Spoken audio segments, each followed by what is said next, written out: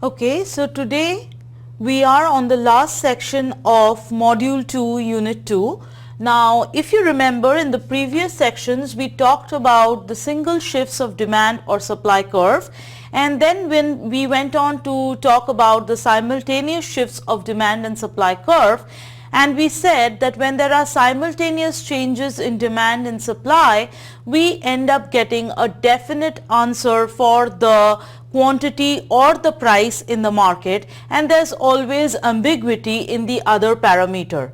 Now today we will see that how these shifts of demand or supply curve get affected not just by the extent or magnitude of the shift, but it also gets affected by the slope of the demand or the supply curve. So once again, I repeat that today we are going to see that how these shifts of demand or supply impact the equilibrium price or quantity in the market, not only by the magnitude of the shift of those curves, but also by the slope of those curves. So once again, we will go back to looking at some cases.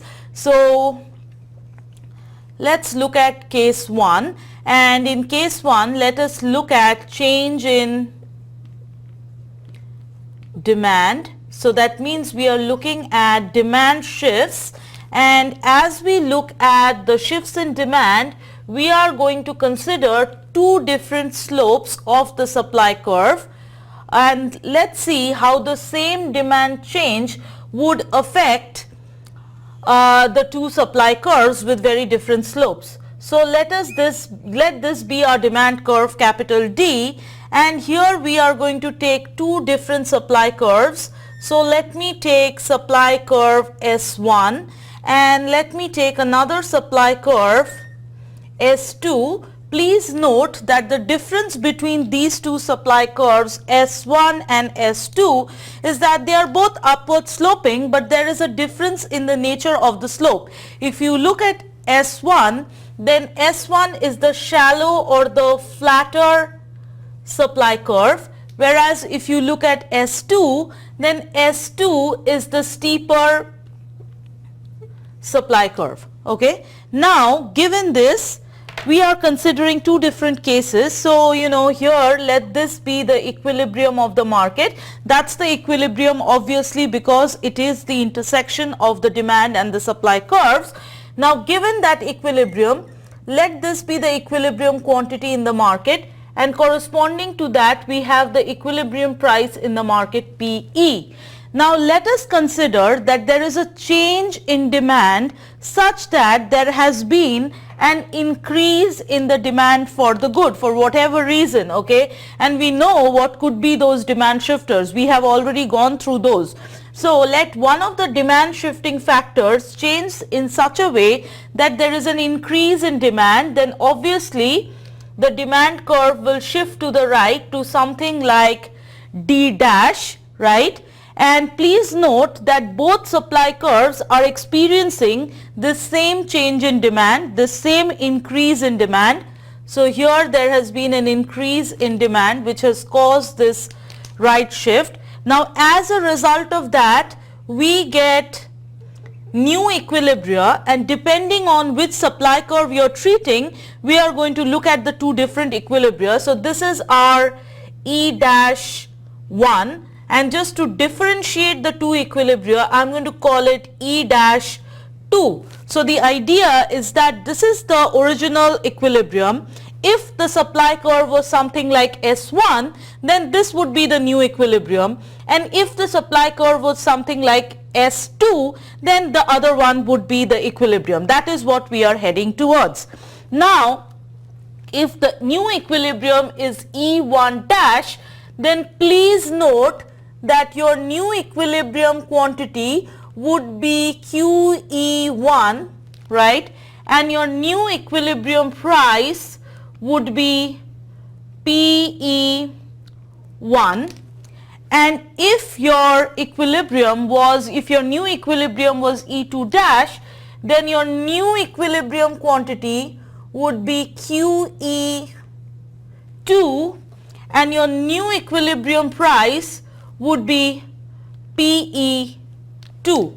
Now the similarity between both these supply curves is that whether you have S1 or you have S2, for any increase in demand, you are seeing an increase in equilibrium quantity and you are seeing an increase in equilibrium price, right? So what I'm trying to say is that your QE1 is greater than QE and your QE2 is also greater than QE. And similarly, your PE1 is greater than PE and your PE2 is also greater than PE. So as demand is increasing in the market, you are seeing an increase in both equilibrium quantity and price, no matter what is the nature of the slope of your supply curve, whether it's S1 or S2. Right? So this is something we had covered last time. Then why are we drawing this diagram again, and what difference are we trying to see? Now let's go case by case. Let's look at the flatter supply curve S1. If you look at the flatter supply curve S1, then you see that the quantity change is by this amount. Right? That's the difference between QE and QE1, whereas the price change is by this small amount, isn't it? So can we say here that if the supply curve is flatter, for a flatter S curve, we can say that the change in QE is larger than the change in PE, right? We just saw that. Now let's look at the other supply curve. Let's look at S2. If you look at S2, then the change in quantity has been by this amount, right? Whereas the change in price has been by a bigger amount. So we could say that for a steeper S curve, the same change in demand, the same extent of shift of the demand curve would result in a change in QE that is smaller, and it would result in a change in PE that is larger than the change in QE.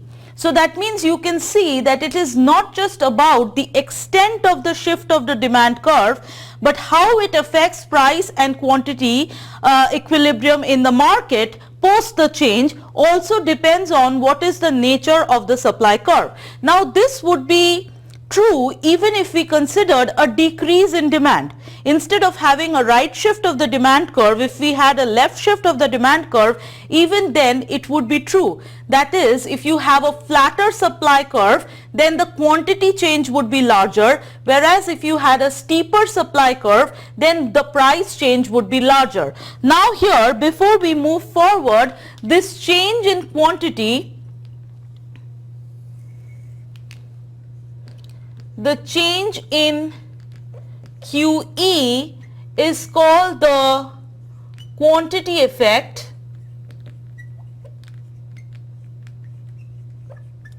and the change in PE is called the price effect.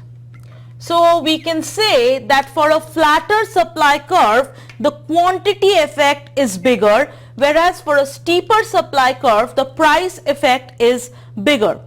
Okay.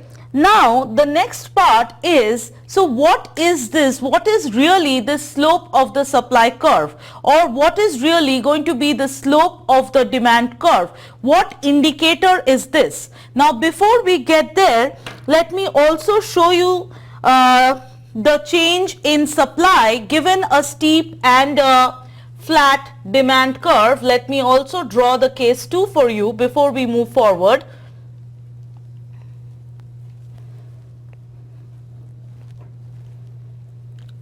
So, okay, let me create more space.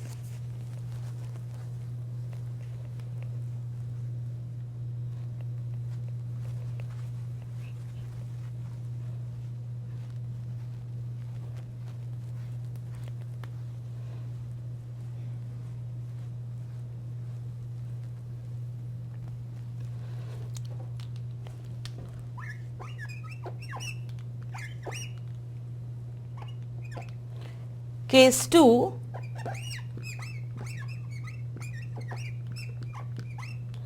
change in supply. So once again we are going to draw our market diagram.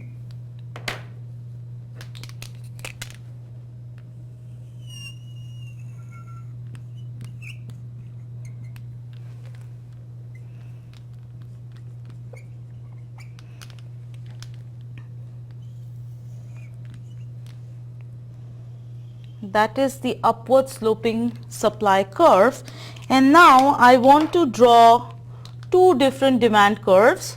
So I want to draw a demand curve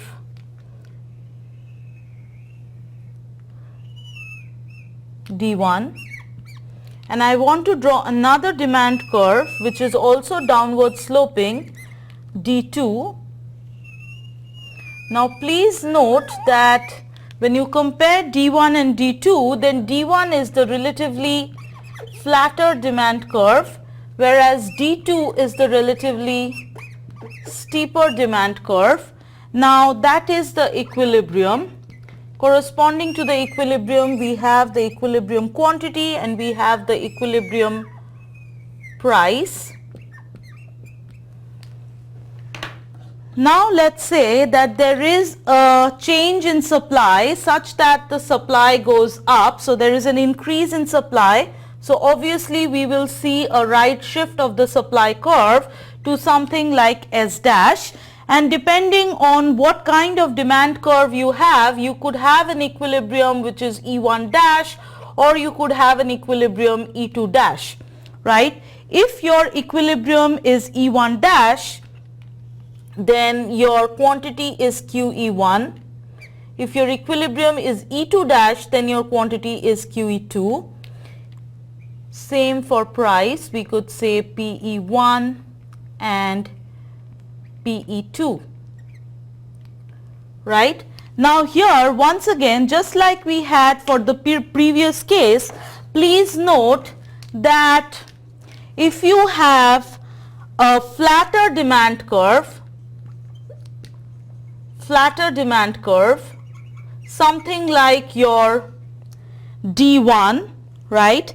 Then for D1 the quantity change is larger than the change in price. So this is your, this is your price, so PE1, that's the change in price, okay? So that's your quantity change, that's your price change. So once again you can say for the flatter demand curve, the change in QE is larger, whereas for the steeper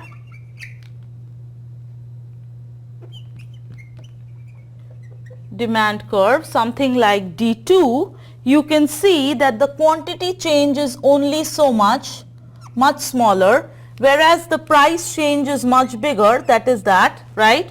So the change in PE is larger, right? So from here we get the conclusion that whenever you have a steeper curve, then the change in price is bigger. That means the price effect is bigger. Whereas whenever you have a flatter curve, it is the quantity effect that is larger, and this would be true both for the demand curve and the supply curve when they are facing the same change in demand or supply, right? So please remember this, that for a steeper curve, it is the price effect that is dominant. For the flatter curve, it is the quantity effect that is dominant.